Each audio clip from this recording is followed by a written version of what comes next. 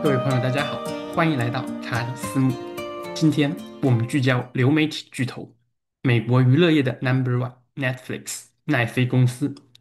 自从12月5日，Netflix 宣布和华纳兄弟达成协议，计划以$720亿的现金加股票的方式收购华纳旗下的电视、电影制作和包括 HBO 的流媒体业务之后，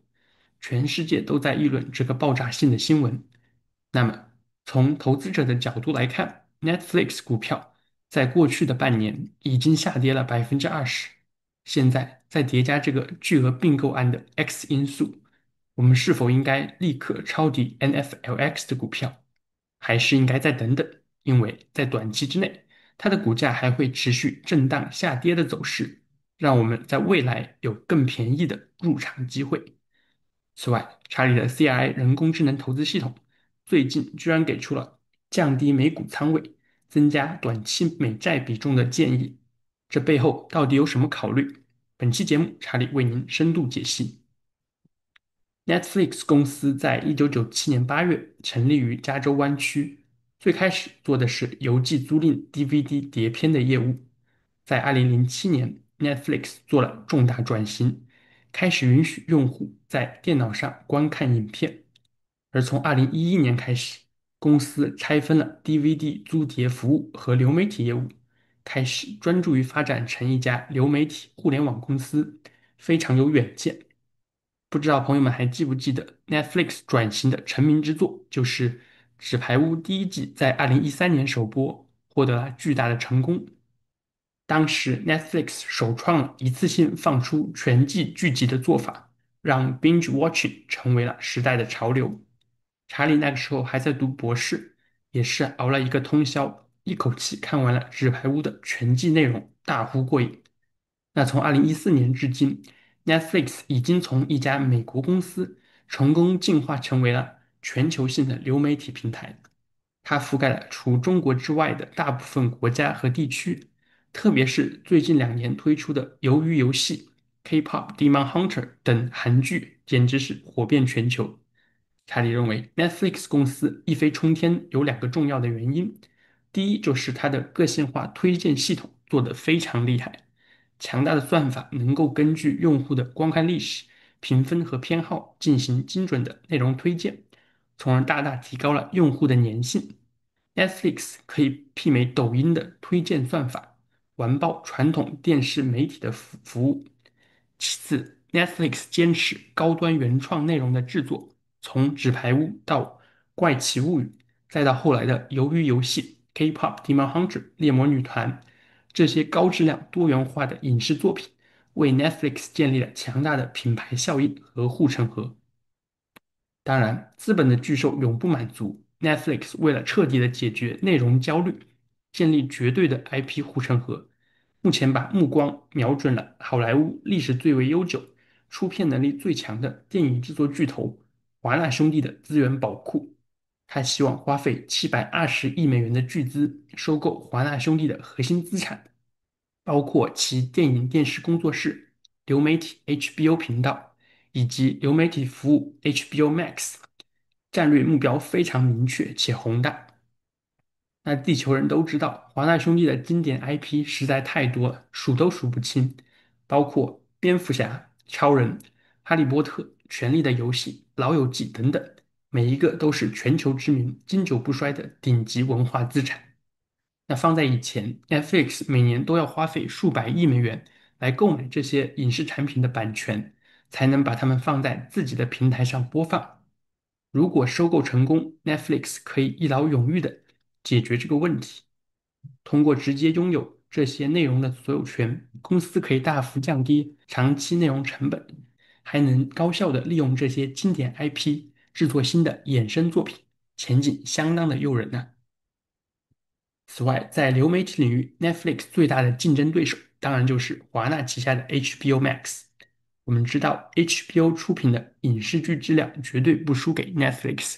包括《权力的游戏》《生活大爆炸》《西部世界》等查理非常喜爱的作品。朋友们可以想象一下，通过直接的并购，Netflix居然消灭了 HBO Max 这个最大的竞争对手，还能够将 HBO 原本的忠实订阅用户导流到 Netflix 的平台，从而迅速扩大了高价值用户的基础，简直是一石二鸟啊！难怪很多美国人都在呼吁对于此次收购进行彻底的反垄断调查。Netflix 确实有点垄断流媒体的感觉了。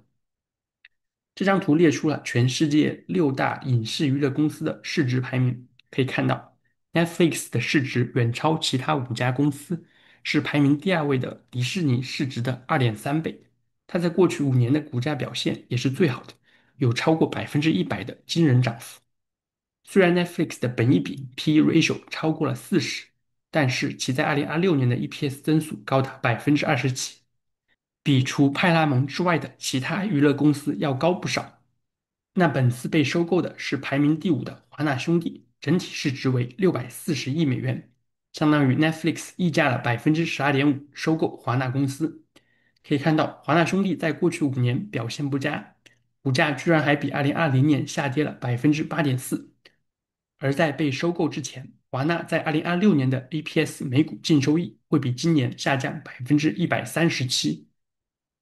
华纳在2022年和 Discovery 合并，成立了现在的华纳兄弟探索公司。在合并之初，股东们本以为可以打造一家能和 Netflix、迪士尼竞争的流媒体巨头。然而，华纳兄弟在合并之后，继承了原公司高达数百亿美元的沉重债务负担。而在美联储22年暴力升息的高利率环境下，华纳的债务利息支出已经严重地影响到公司的自由现金流和盈利能力。为了缓解财务危机，华纳只能被迫把最具价值的 IP 资产打包出售给竞争对手 Netflix，实在也是无奈之举。此外，Discovery 频道严重依赖有线电视业务的收入，而随着全球用户放弃传统的有线电视服务，转向流媒体，Discovery 这样的传统高利润业务，它的收入在持续的衰退。不知道朋友们什么情况？反正查理家里有快6年没有开通有线电视了。我平常主要用 YouTube、Netflix 和 HBO，偶尔打开一下 Hulu 看看。尽管 Netflix 和华纳兄弟探索公司达成了协议，但是这笔交易面临着白宫高层、美国司法部、美国国会以及整个好莱坞行业的强大反对。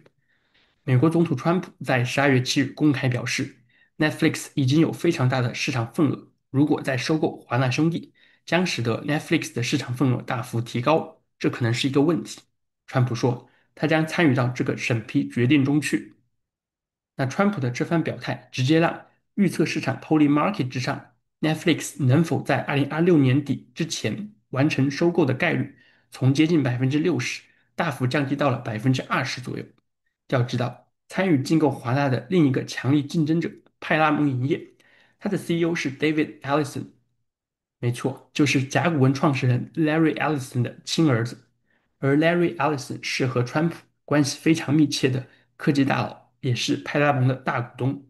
查理认为，Ellison 家族会利用他们在白宫的巨大影响力，阻挠 Netflix 并购华纳兄弟。因此，我们也必须考虑到，如果此次收购失败，Netflix 需要支付高达58亿美元的巨额分手费给华纳兄弟。当然，这笔钱对于 Netflix 这个市值超过4000亿美元的龙头企业来说，倒不至于伤筋动骨，但是它的财报数字会比较难看。那如果退一步讲，美国司法部的反垄断审查通过了，Netflix 收购了华纳兄弟，这个过程大概率也会持续至少1年半到2年的时间，而且 Netflix 必须剥离有线电视网络、NBA 等体育直播的内容，HBO 很可能还保持独立的运营，并且保持授权的开放。华纳兄弟的部分 IP 内容和电影库可能和 Netflix 能够掌握的部分切割开来。Netflix 公司不能独占全部的内容，必须开放 IP 的授权等等。总而言之，这些可能性目前都同时存在，对于 NFLX 股价的影响，绝对不是1、2个月就可以消除的，水相当的深了。好，聊完了 Netflix 收购华纳兄弟的背景故事，我们来看看 NFLX 股票的基本面情况。这张图展示的是收购案爆出之前，华尔街的机构对于 NFLX 的 EPS 每股净收益的预期。可以看到，本来呢，Netflix 在2026年的 EPS 增速相当不错，高达27.6%，比标普500的平均增速高了2倍以上。在2027年，NFLX 也能保持21%左右的高倍增速。然而，如果收购华纳的交易完成，公司在近2年的 EPS 增速会大幅的放缓。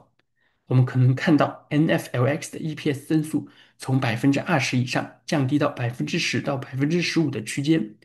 那现在 NFLX 的 PE 本益比还高达42，是没办法匹配10%到15%的 EPS 增速的。也就是说，公司的股价还有下跌的空间，直到 PE 降到30至35左右，才算回到比较合理的估值范围。那第二种情况就是奈飞收购华纳失败了，这种情况就相对简单了。NFLX 只需要支付58亿美元的分手费给华纳公司即可。毫无疑问，这也会让 Netflix 在2026年的 EPS 增速降低，因为公司必须计价这笔费用的减值。因此，无论是收购成功或者失败，NFLX 的股票在接下来几个季度，它的股票还有进一步下跌的可能。朋友们需要特别注意一下这个风险。如果我们回顾 NFLX 在过去半年的走势，可以看到 Netflix 的股价已经崩跌了近20%，现在仍旧处于下降通道之中。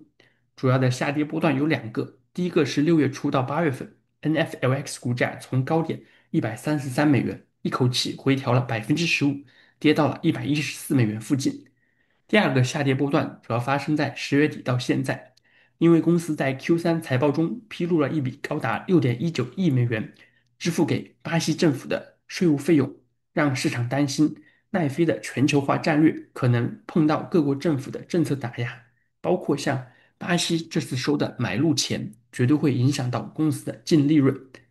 虽然管理层使尽了浑身解数，包括在11月17日完成了一拆十的拆股，让 NFLX 的股价从1100美元拆成110美元，以此来刺激市场对于 NFLX 股票的投机热情。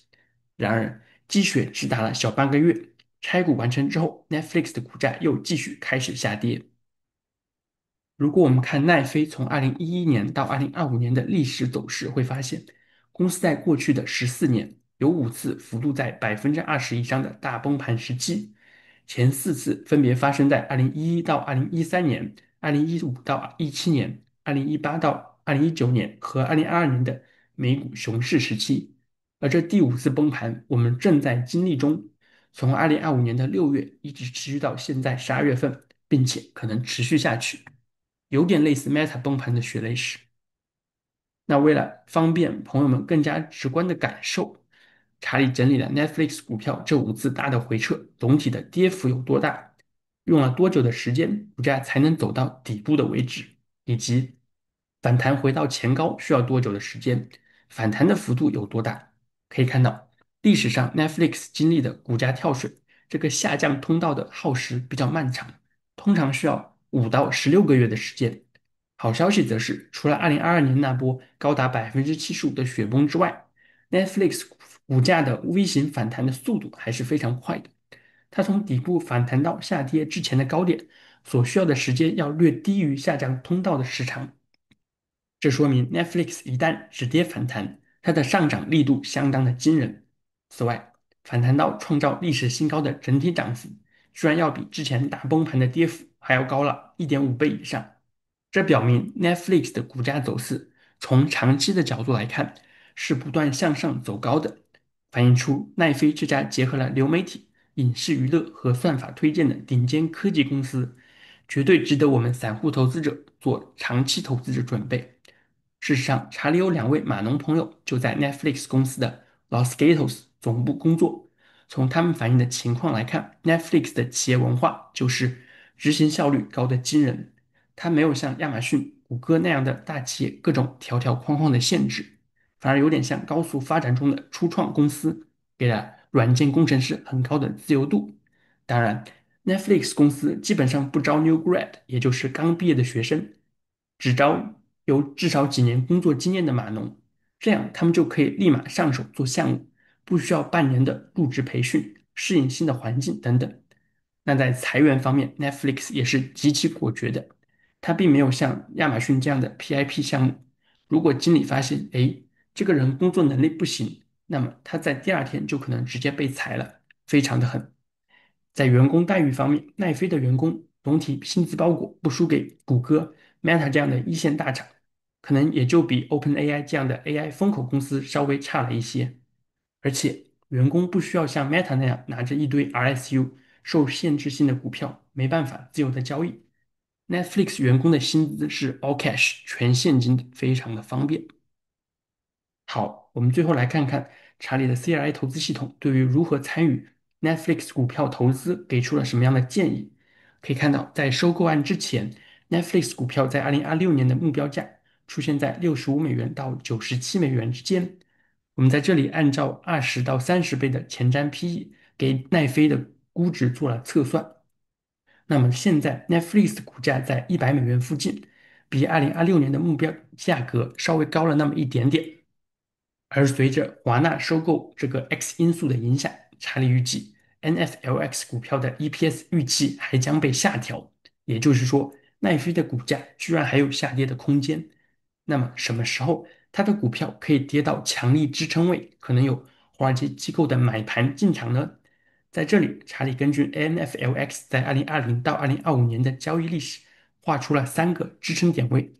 第一个较强的支撑位出现在83美元到93美元，这也是查理认为大概率本轮回调能够到达的低点位置，距离的现在的价格还有7%以上的下跌空间。如果在2026年标普五百指数来一个20%的大回调的话，那么 NFLX 的股价也可能被影响。那么届时它的回调价格也有小概率跌穿第一个较强支撑的范围，来到第二个强支撑，也就是61美元到75美元左右。那从长线的角度来看，83到93美元以及更便宜的61到75美元，都是相当不错的入场机会，是好的买点。查理还是非常看好奈飞公司在长期发展的趋势，不管收不收购华纳兄弟，Netflix 的市值在未来3到5年之内，大概率还是会突破1万亿美元，成为新的美股巨头。但是从短期交易的角度来看，CI 投资系统对于 NFLX 股票目前还是给出卖出的信号，它的下降通道还没有走完，我们需要保持耐心，管住自己想加仓甚至重仓 Netflix 的销售，至少等到它的股价在月线级别出现了止跌形态之后，再开始逢低抄底买入这家流媒体龙头的股票，这样既能拿得稳健，又能买得便宜，一举两得嘛。不知道朋友们对于如何抄底奈飞有什么想法？请在评论区告诉查理。好，聊完了 Netflix，我们来看看截止到12月8日，CRI 投资系统的最新持仓配置。我的 AI 系统会根据每天更新的金融数据，包括标普五百指数的走势、美债直利率的变化、全球央行的流动性、大宗资产价格的波动等等，来对美股、短债、黄金和比特币的仓位做出必要的调整，或者维持不变。可以看到，CI 系统在今天把股票部位的仓位比重从原来的85%降低到了现在的75%。系统建议把这10%的资金用来买入超短期美债 USFR 或者 SGOV，做小幅度的防守型资金配置。但是美股最近2周不是涨得非常好吗？标普五百现在的位置已经来到了6870点，距离前高6920点只有0.7%的距离。那么为什么 CI 系统虽然现在开始变得更加谨慎了呢？这是因为系统检测到华尔街的机构在11月28日以来，为了年底冲业绩，开始大举买入美股，推高了标普五百从6500点强力反弹到6900点附近。整个11月份，机构自作聪明，不断的抛售美股，导致他们的股票部位的持仓比例从11月3日的96%降低到了11月28日的78%，而散户投资者依然稳如老狗。整个11月的股票部位维持在91%的高位，岿然不动。那么，随着机构砸盘失败，打不过就加入了散户，从11月28日到12月8日，机构的持股比例又从78%飙涨到了现在的95%，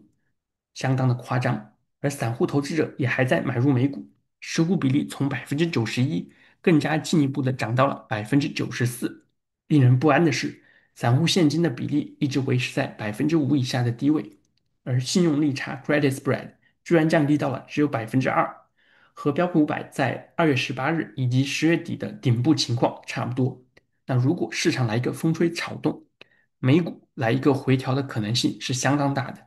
因此，CI 系统提醒查理，由于机构和散户的股票比例同时过重了，美股市场有短期内下跌回调的风险。那么，有什么因素可能导致这波新的回调行情呢？查理认为，影响美股涨跌的关键，除了川普政府之外，答案还得回到美联储。没办法，这家机构掌握了美元这个钱袋子，也是市场上资金流动性的最重要来源。我们必须高度关注它的动向，以及美联储主席鲍威尔的发言是 “Good afternoon” 还是啥偏鹰派的言论，绝对可以左右美股市场的走势。可以看到，市场目前已经完全计价 price in 了。美联储在12月10日 FOMC 议息会议结束之后，降息25个基点，这已经反映在标普500逼近历史新高的价位。然而，市场上还没有计价，也是查理比较担心的是，美联储在2026年1月份大概率不会降息，而是会维持3.5%到3.75%的基准利率。可以预料，鲍威尔主席在 FOMC 会议结束之后的发言，依旧可能表达降息路径很不明确，以及通胀还没有回到2%的长期目标等等，市场很不喜欢听到的言论，因为存在着巨大的不确定性。再叠加上机构和散户都已经重仓买入了美股，那么一旦有人开始在高位抛售美股，那这波下跌的力度可能会比较大，我们需要注意一下这个可能性。当然，CI 投资系统现在也不建议查理清仓卖掉所有的股票部位，而是可以逢高止盈一部分股票的仓位，把10%的资金转移到超短债 USFR 或者 SGOA 避险，这是非常合理而且平衡的建议，完全没问题哈。这是截止到2025年12月8日 CI 投资组合的最新持仓。那除了 Meta 和比特币 ETF IBIT 还处在水下之外，其他的股票投资全部收绿。可以看到，查理在12月5日节目中重点介绍的设计软件龙头 Adobe 的股票，最近有强力反弹的迹象。CI 组合的 ADB 股票持仓目前已经有高达7.3%的净利润。那排在第二的是量子计算 ETF QTUM。随着美股大盘这2周的强势反弹，QTUM 涨得更加凶猛一些，为查理带来了5.5%的浮盈。然而，查理肯定还是遵循 CLI 系统给出的风险提示，在12月5日止盈了部分美图秀秀 Meta 的仓位，把资金用来买入了超短债 USFR 做避险。现在 USFR 占了总体持仓的5.5%。此外，我还加仓买入了联合健康 UNH 以及中概股阿里巴巴的股票，仓位都不重，用来做对冲美股回调的防御性配置。那目前 CI 投资组合的前6大持仓分别是 Meta 占比43.1%，比特币 ETF IBIT 占比14.4%，标普500动量指数 SPMO 占比7.7%，亚马逊占比7.5%，美图秀秀 Meta 占比6.6%，以及超短期美债 USFR 占比5.5%。那接下来 CI 系统如果有新的持仓变化，我也会及时和大家更新，请朋友们保持关注。如果您想在第一时间得到 CI 投资组合的讯息，可以加入查理私募频道的精英分析师会员，查理会实时更新交易的细节，不需要等到下一个节目。好，以上就是本期视频的全部内容，查理的个人观点不构成投资建议。您对于 Netflix 收购华纳兄弟有什么看法？这笔巨额收购能否得到美国政府的许可，顺利的完成呢？NFLX 股票近期会持续震荡下行，还是会 V 型反弹？美联储主席鲍威尔在12月10日的 FOMC 议息会议结束之后，会放鹰还是放鸽？请在评论区留言，我们一起讨论。如果我的节目对于您的投资决策有帮助，请您多多点赞、分享和评论。非常感谢朋友们一直以来的支持，查理也会陪伴着大家穿越牛熊，在市场中成长。祝您投资愉快，工作顺利，我们下期节目再见。